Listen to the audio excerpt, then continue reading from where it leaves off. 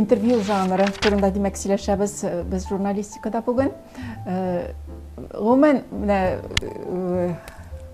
әңгәмәдәшең белән сөйләшүне журналистикада интервью дип атыйлар бит инде, ләкин интервью жанры ул әлбәттә менә һәрвакыт интервью алуга барудан ул барбер үзгә ул, аерыла ул, нык аерыла ул. Мин аны үзем журналистикадагы иң җитди жанрларның берсе дип саныйм. Чөнки журналисттан бик нык көч таләп итә торган, бик нык белем, зирәклек таләп итә торган жанр дип саныйм мин аны. Авыр жанр дип саныйм. Ул иң беренче чиратта синең әңгәмәдәшеңнең кем булуы белән аерыла. Без булай гадәти интервью алганда без бөтен кеше белән дә сөйләшә алабыз. Интервьюны син бары тик шәхестән генә ала аласың. Мин үзебезгә килгән студентларга да һәрвакыт шуны әйтәм, кемдер безгә материал, әле теге моңарчы беренче этапка журналга язма тәкъдим иткән кешеләргә дә әйтә алам. Әгәр алар белән мин интервью эшләдем дип әйтсәләр, ул кем белән дип сорыйм инде мин. Чөнки ул аны синең әңгәмәдәшеңне журнал укучыларының барсы да белергә тиеш. Ул шундый билгеле шәхес буларга тиеш. Менә ул башка әйтик, репортаждан дип әйтик, мен ничек әйтик инде. Башка жанрлардан менә шул ягы белән аерылып тора дип саныйм мин аны үзем.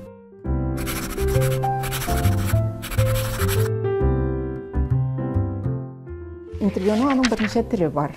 Без үзебез гадәттә менә журналда дип әйтәк инде, аның портрет жанры белән күбрәк эшлибез. Без үзебезнең менә тышлыкта безнең бит инде шәхесләребез чыга, төрле шәхесләреме, аларның бөтен һәр яклап ачу өчен кулланабыз без аны. Ул гадәттә инде бу хатын-кызның аның эше дә керә моңа, гаилә тормышы да керә, кызыксынулары да керә, барсы да керә. Менә аның шәхеснең, менә син белән сөйләшкән кешенең бөтен яклап күз алдына китерергә мөмкинлек бирә торган интервью була ул. Аналитик интервьюлар бар.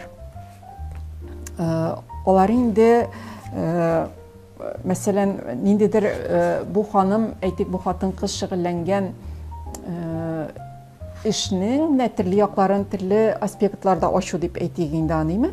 Бер теманы алып, ул шөгыльләнгән теманы алып. Мәсәлән, менә бу безнең Альбина Фасхиева, ул шактый хәзер соңгы вакытта танылган шәхес инде безнең республикада. Ул кейтеринг хезмәте белән шөгыльләнә. Һәм менә без анда Татарстан пешекчеләре гильдиясе әгъзасы да булып тора. Аның менә шушы эшенең үзенчәлекләре турында сөйләштек. Менә бу күптән түгел шушындый интервью булды. Аннан ул берәр вакыйга белән бәйле интервьюлар була.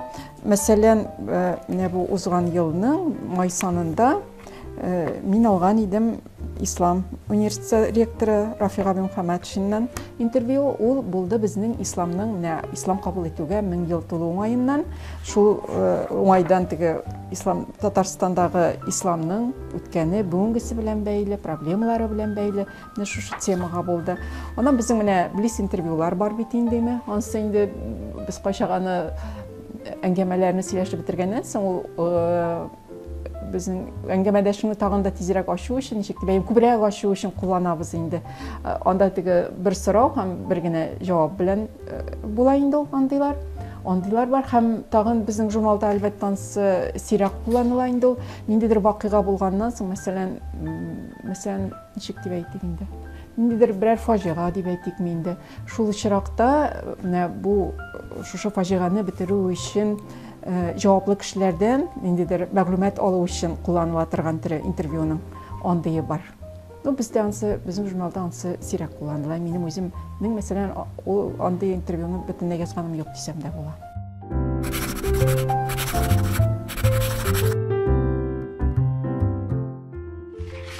Мин әйтер идем, менә интервьюның аның уңышы, 80% уңышы аңа ничек әзерләнүдән тора. Әле син әле бармаган, әле син интервью аласы кешең белән очрашмаган, күрешмәгән, ләкин инде син аңа әзерләнә башларга тиеш. Менә шушы өлеше Синең бөтен булачак менә материалның уңышы 80% уңышы шуңардан тора дип әйтәм инде. Иң беренче чиратта сез менә бу без бит инде әйттек алдан ук ул билгеле шәхес булырга тиеш дип. Димәк бу шәхес турында инде хәзер инде интернет заманы бит. Аның турында инде моңарчы бик күп кешеләр интервью алган булырга мөмкин. Хәтта ул шулай була инде. Һәм сез аңа барыр алдыннан интернетна компьютер каршына утырып моңарчы чыккан бөтен әйберләрне өйрәнергә тиешсез дип саныйм мин. Мин гадәттә үзем шулай эшлим. Кирип китәм, мин аңа хәтта ул әле интервьюга караганда күбрәк өлешне дә ала синең бу әзерләнү өлеше. Ул берәр көнгә дә сузыла, мәсәлән, мин бер эш көнемне шуңа да багышларга мөмкин. Аның турында нәрсә язылган, мин барсын да укып чыгарга тырышам. Аның биографиясыннан башлап, кайда укыган, бөтен нәрсә инде, нәрсә бар анда. Үзем өчен бик күп мәгълүмат тупларга тырышам. Аны өйрәнеп бетереп барырга тырышам. Чөнки менә ул бик кызык тарихта дип әйтик инде мисаллар бар. Мәсәлән, Райкинеме, әле мин шушы дәрескә әзерләнгәндә шулай кирип китеп укыган идем, бер кызык мәгълүмат таптым. Үзе янына интервью алырга килгән кыз, аның отчествосы белмәгәнгә күрә генә яшь журналист кыз диме, ул интервьюдан баш тарткан. Менә шулай бит инде. Әзерлексез баруга ярамый дигән сүзем. Гомумән үзеңә нәрсәдер теркәп барырга кирәк. Моңарчы теге ачылмаган. Шул интервью арасында сез бәлки аның темасы сезнең билгеле була инде, нәрсә бу очракта нинди тема белән барасыз, әйме? Ләкин менә моңарчы булган интервьюлар арасында, юллар арасыннан ул әйтеп бетермәгән әйберләрне дә эзләргә кирәк. Ул тагын нәрсә әйтә ала дигән, чөнки монда бик нык ялгышырга мөмкин. Ничек дип ялгышу да түгел инде ул. Интервью алган, күп интервьюлар биргән кеше ул гадәттә әзер җөмләләр белән сөйли башлый. Аңа бит инде бер үк сорауларны гомер буе кабатлыйлар. Менә мәсәлән ул билгеле бер артист инде. Ул бит интервьюларны бик күп тапкырлар биргән. Журналистлар күп вакыт аңа бер үк сорауларын да бирергә мөмкин. Һәм ул шушы әзер җөмләләр белән сөйли башлый. Менә сезнең бурычың бу очракта шушы әзер җөмләләрдән аны читкәрәк алып китү. Менә моны да бер кагыйдә итеп алырга кирәк. Һәм сораулар әзерләгәндә әңгәмәдәшең аларга шундый сораулар шулай итеп әзерләргә кирәк сорауларны, аларга әңгәмәдәшең әйе яки юк дип кенә җавап бирмәскә тиеш. Әгәр әйе юк дип кенә җавап бирә торган сораулар бирәсез икән, сезнең әңгәмәгез, интервьюгыз туктый һәм ул берничек тә барып чыкмый. Һәм мин әле алгарак киткәнмен, менә сез инде хәзер әзерләндегез, сорауларыгызны әзерләдегез, инде кай вакыт ул интервью алырга теләгән кеше аларны алдан җибәрүен дә сорый, андый очраклар да була әле. Кай вакыт инде үзең белән генә барасың. Менә барып утырдың, кеше белән исәнләштең. Иң беренче әле сез бер кайчан да интервьюга соңга калырга ярамый. Чөнки сез шәхес белән очрашуга барасыз. Аның вакыты чикле. Ул планлаш хәзер кешенең бигрәк тә вакыты юк. Ул менә бүлгән сезгә, мәсәлән, сезгә 2 сәгать вакыт биргән ди. Әгәр сез ярты сәгатькә соңга калып киләсез, ул бит сезнең өчен бик зур минус. Сезнең интервьюгыз күпкә менә сайрак булып чыгачак. Ярты сәгать эчендә бик күп әйбер сөйләшергә була бит. Шуңа күрә бер кайчан да соңга калырга ярамый. Монысы беренче кагыйдә. Иң беренче кагыйдәләрнең берсе дип әйтик инде. Әңгәмәдәшне тыңлаганда сез бит инде сорауны бирдегез, әйме? Сизәсез, бу сезнең әңгәмәдәшегез каядыр темадан читкә китә, сез кузгаткан темадан.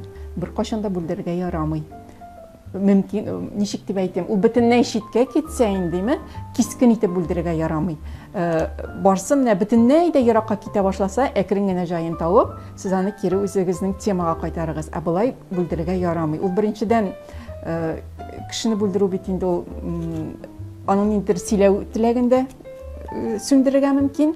Икенчедән менә бүлдермичә тыңласагыз, ул менә гел көтелмәгән әйберләргә барып чыгарга мөмкин. Интервьюга барганда әзерләнәсең, сорауларыңны әзерлисең, күп вакыт журналист ул кешенең нәрсә дип җавап бирәсен дә белә инде, әйме? Гадәттә ул шулай да була. Әмма ләкин җавапны тыңлаганда сез барбер игътибар белән тыңларга тиешсез. Чөнки ул сезгә моңарчы сез аны беләм дип санасагыз да, ул шунда ниндидер бер әйткәнемчә, ниндидер бер башка темага, башка моңарчы әйтмәгән сүзне әйтергә мөмкин. Ул сүзгә ярып башкасы китәргә мөмкин. Шуңа күрә, мин моны әле ничектер, мин инде моны беләм дип, алдагы сорауны уйлап, монысын игътибарсыз тыңламыйча утырырга ярамый дип әйтәм инде. Менә бу тоже бер кагыйдә. Һәм качак сезгә әңгәмәдәшегез бик озак, бик күпне сөйли кебек тоелырга мөмкин, Сез инде аңлыйсыз, интервьюга буларның барысы да кермәячәк тә кебек. Ләкин барбер бүлдермәгез әйткәнемчә, менә ул язма язганда мәгълүматлар күбрәк булса, шул кадәр әйбәтрәк.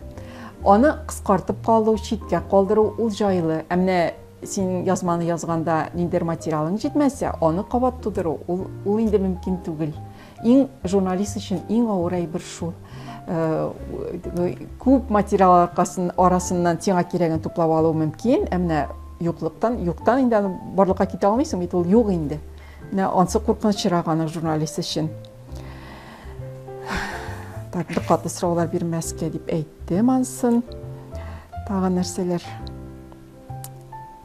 Менә тагы бер нәрсә. Игътибар белән тыңладыгыз диде. Моның тагы бер сыры бар. Менә миннән качак сырлар инде, менә сез кешеләр ничек ачасыз диләр, Бер нәрсәсе сыры юк шикелле инде аның бер карасам. Мин аны кешеләр тегел сырагач шулай ук уйлыйм инде, ничек мин аны, нинди сырым бар икән минем дип.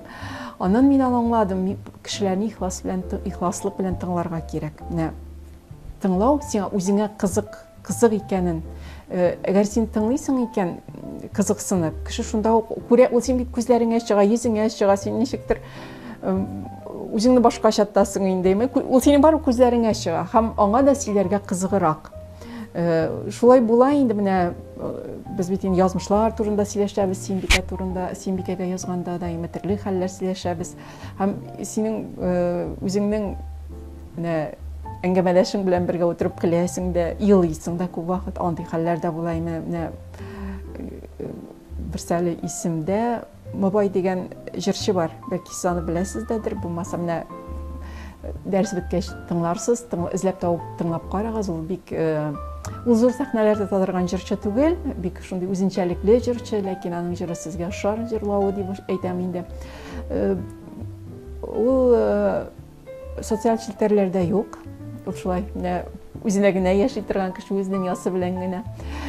Берсендә мин аның тормышында шундый бер барын белдем. Ул бик озак еллар түгел әнисен тәрбияләгән, әни 2 соңгы елларда әнисе аның зиһенен җуйган. Бөтенләй менә шушы ул битен ир кеше.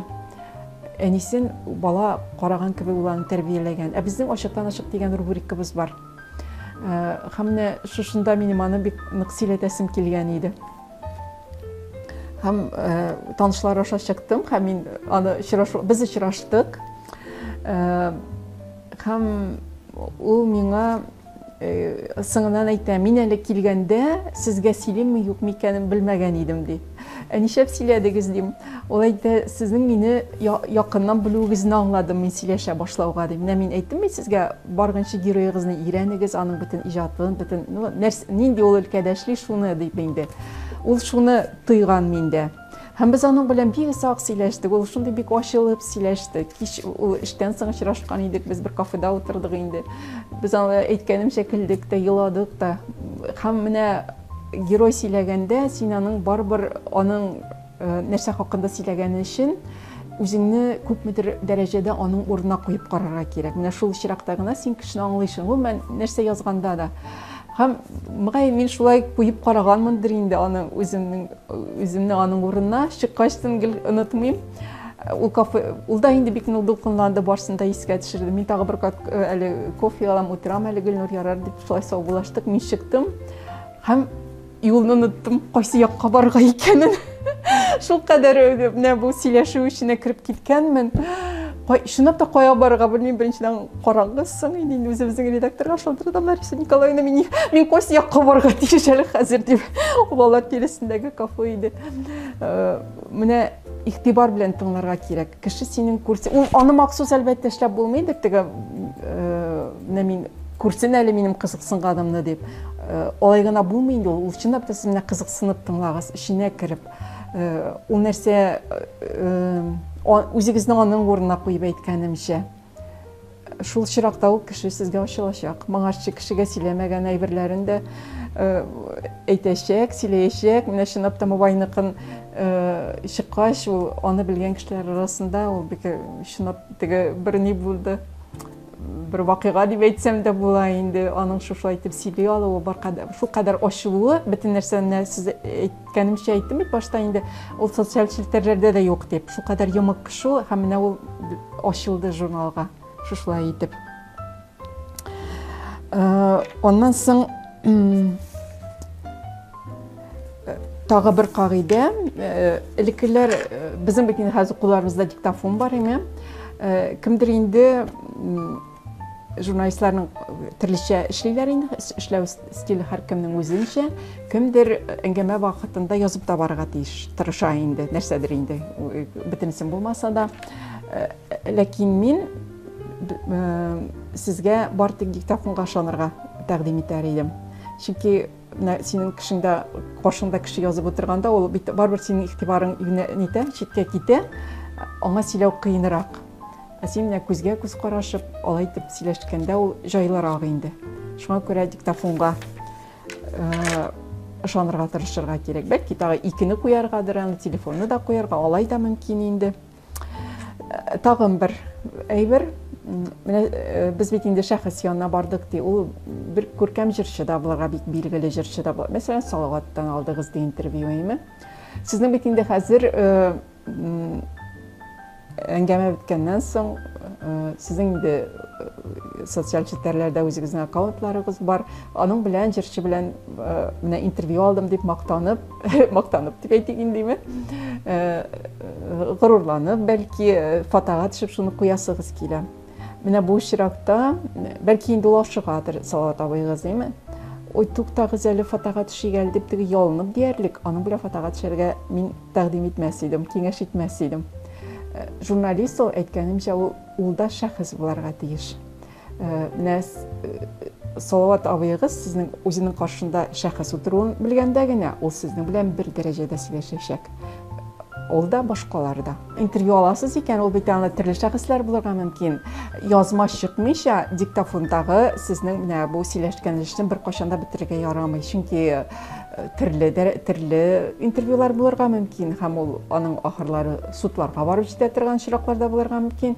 Бу чиракта менә ул сезнең язмагыз булу, ул сезне бөтен нәрсәдән дә яклаячак. Чөнки кеше ул сүз әйтәсеңдә очып китә ул, ә монда язылган кала. Бу сезнең өчен документ. Һәм аннан соң менә хәзер кайбер басмалар бар, кеше ничек сөйли, шулай бирергә тырыша име сөйләшүне. Ләкин минемчә biz mesela jurnalda işlemeybiz. O barbar logik yaktан orunlarına köşerge mümkün, sıralar orundan köşerge mümkün, cümleler, derislab ol barısı ansız jurnalistin ne o teknik yağın ol jurnalist işlerge deyir. Сөйләшү ничек бар шулай бирелде дигән сүз түгел ул. Менә монсы да кагыйдә.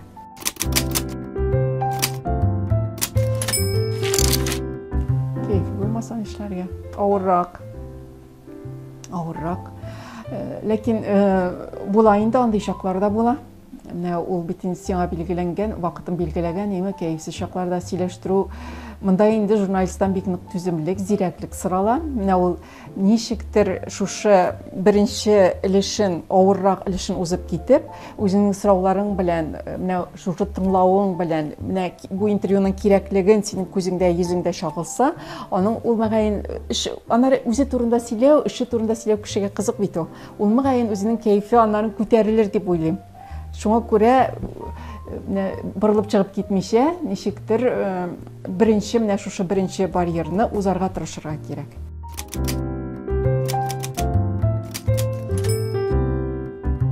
Мин мәсәлән, теге кешене авыр хәлдә калдыра торган артык шәхси сораулар бирергә ярамый дип саныйм. Мен бар ин кешеләрне мин шундый кешеләр бар, мин турысын әйтәм дип әйтүчеләр бар бит инде мактанучылар. Мин гомумән төгәл бу журналистикада гына түгел, тормышта да дип әйтәм инде. Мин үзем андый кеше түгел, мин кешенең битен йыртып бер качанда әйтә алмыйм. Ул бәлки кимчелектәдер, ләкин мин аны бәлки кимчелектә түгелдер. Мин кешене авыр хәлдә калдыра торган сорау бирмәс идем.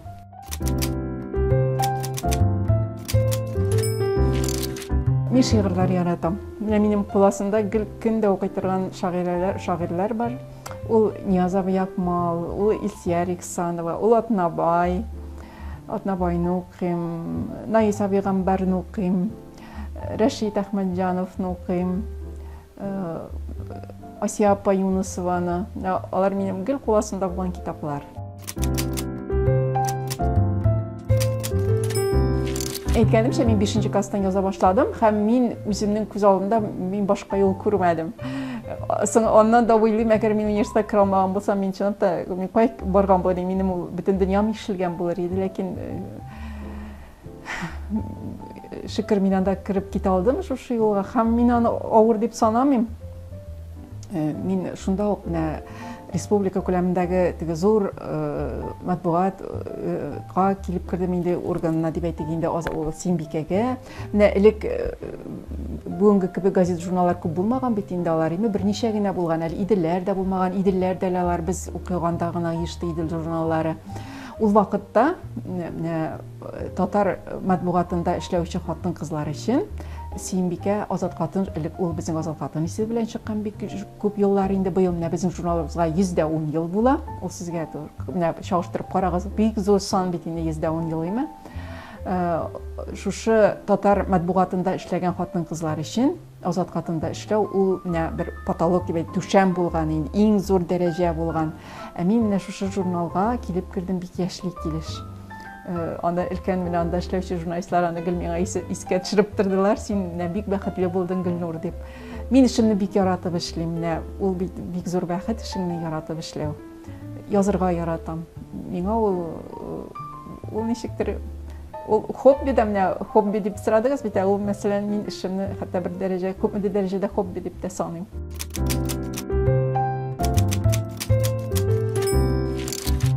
Юк, эштәлек үзгәрмәде. Менә безнең иң беренче Сөембикә журналы кайчандыр 13нче елда чыга башлый бит инде.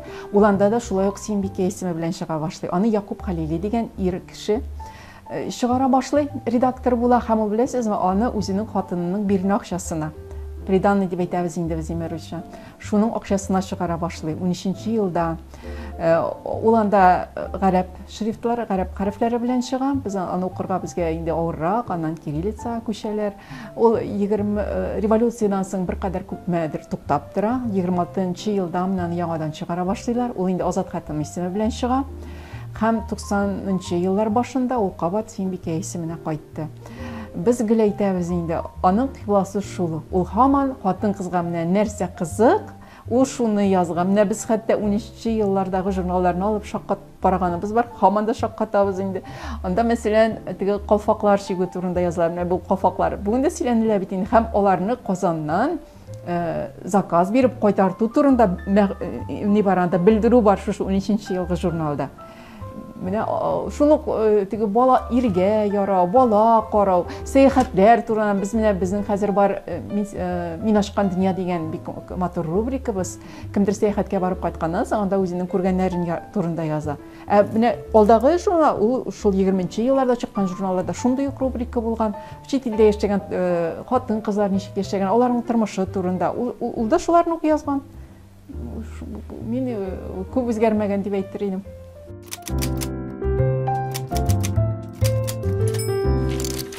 Ул безнең менә бит шәхес булсын дип әйттем индеме? Менә хәзер әйтәсез, Гөлнур апа сыер савучыдан алгансыз, ул бит сезнең билгеле кеше булмаган инде дибеме? Ләкин ул сыер савучыдан иде, Рамилә исемле, минем авылдашымнан. Авылда бит инде ул билгеле кеше име? Ул әлбәттә билгеле кеше, ул ярышларда җиңгән кеше иде.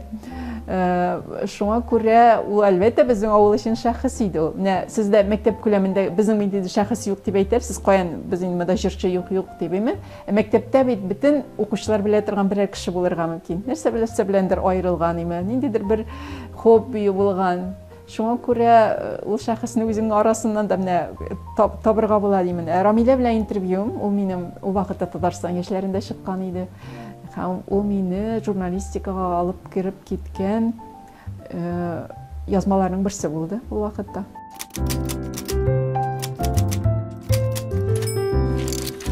Күп түгел, чөнки без журнал бит инде ул эме, журнал узаграк эшләнә. һәм минем аны катка тешләү мөмкинлегем бар. Мин тиз язмыйм. Ул бәлки кемдер журналист әлбәттә ул тиз язырга тиештер инде, ләкин сыйфат дигән әйбер бар. Журналистның журналга язма ул заграк эшләнсә дә, мин аны гаеп дип санамыйм. Ул инде менә анда хәтта бөтен сүзең инде уйланган булырга тиеш. Ул шулай эшләнә дә һәм менә кайвакыт кыскартырга туры килгәндә, булай инде ул андый очраклар сыймый, нәрсәдер артыграк язып ташлыйсың, име? Ул шул кадәр уйланылган, син аннан язмадан ниндидер бер сүзне алу да бик авыр. Андый очраклар бар. Үзгәртәсү мин алай әйтә алмас идем үзгәртергә дип. Чөнки ул чынлап та ул шактый нык уйланылып эшләнелә, бөтен нәрсә өйрәнелеп, андый нәрсә калырга тиеш түгел дип саныйм мин. Әгәр журналист булып эшләргә уйлыйсыз икән, аны баскан әйберне аны төзәтү инде мөмкин түгел. Ул менә ташка баскан дип әйтәләр бит инде бабайлар, име? Син анда басылып чыккан икән, син анда инде бер нәрсә дә үзгәртә алмыйсың, үкенсәң дә, еласаң да, яңадан язсаң да аны инде үзгәртеп булмый. Шуңа күрә ул бөтен нәрсә дә уйланылган, бөтен нәрсә дә сыңгы ноктасы куелган булырга тиеш язмада. Ул журналда гына түгел, ул бөтен җирдә дә шулай. Син аңа җаваплы, син сүзне әйткәнсең икән, журналист ул җаваплы. Ул бик җаваплы хезмәт.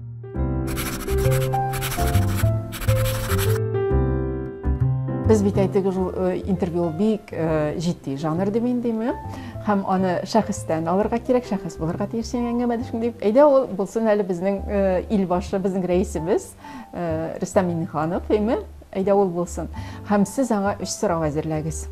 Һәм ул шактый бер катлы сораулар булмасын иде.